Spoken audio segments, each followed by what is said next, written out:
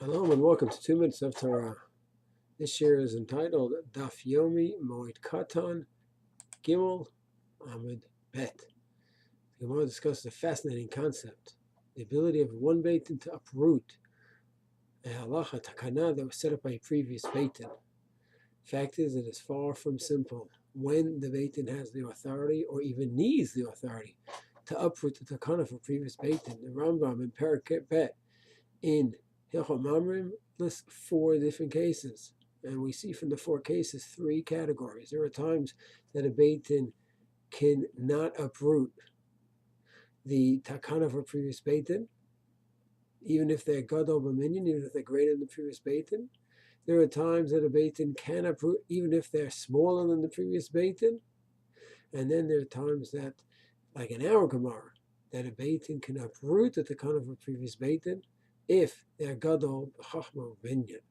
What are the different cases? So the Rambam writes the following in Sefer Shoftim, Hilchot Mamrim, Parak Bet. He writes that if they learn a Drasha from the Torah, they learn a halacha. The Drasha and the Pesukim, they learn a certain halacha from the Pesukim. And then a generation or 2 or 3 later, another Beit Din learns the Pesukim, and they learn it differently. And they seem to hold that this Drasha is not applicable the way the Beit Din originally held, the first Beit Din. They can uproot the halacha, even if they are not Gadol b'Chochma Minyan. The next halacha the Rambam brings down is that if they set up a Takana, or Gezerah, and it spreads throughout Klal Yisrael, then the only way that a later Beit Din can uproot it would be if they are Gadol b'Chochma Minyan, like our Gemara states.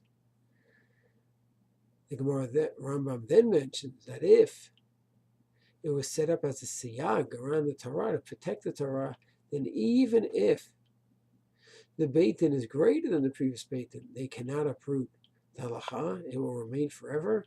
And finally, the Rambam says, in case number 4, is that if the Rabbanan set up a Takana and they thought it spread throughout Klal Yisrael, but actually it didn't, then a later Beit Din could go ahead and uproot it, even if that Beit Din is not greater. So you actually have 3 different levels, where the Beit Din needs to be greater b'Chochma Minyan, where they do not need to be, or where it does not help.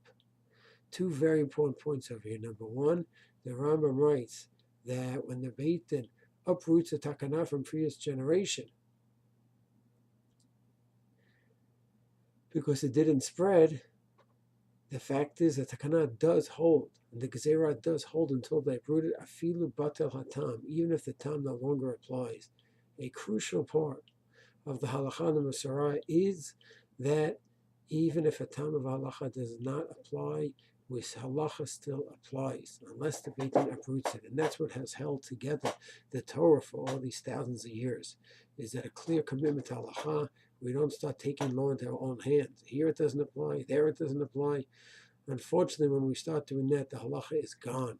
It's over. It could take decades, a century. Halachic system cannot remain that way.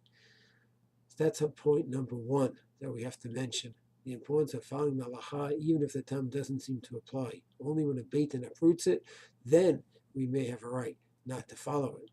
But point number 2 is what the Rambam says, that if it's a siyag, then Beit Din can never uproot it. It sounds very, very stringent. What is the concept? Maybe we could say that when the Beit Din makes a siyag, they're actually extending the doraita halacha.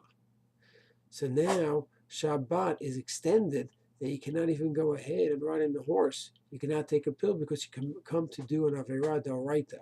So now, Tochen, which is protected by the Isra of Refuah, now the Isra of Refuah has become an extension of Tochen. It's an extension of the D'Oraita law now. So a greater Beit Din later on still cannot help. So according to the Rambam, there's a unique formulation in that case. Shalom.